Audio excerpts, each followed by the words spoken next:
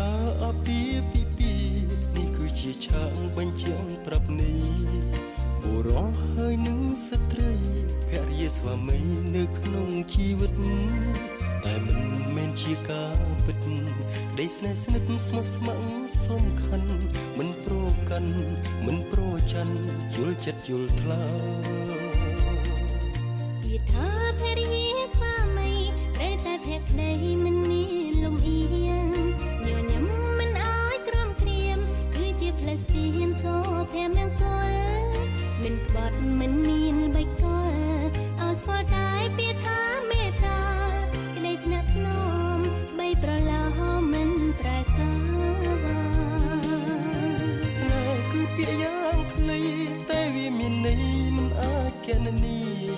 ស្វាមីហើយនឹងភរិយាពិតជាសំខាន់ស្នេហ៍គឺជាកម្មសិទ្ធិគឺជាជីវិតភរិយាស្វាមីបើទាំងលួងឬដូរនាំលោកីចំអល់ឡើយវិថីស្វាមីភរិយាគឺជាមេគាសួនសួឧត្តមជីវិតសុខសាន្តសុខដុម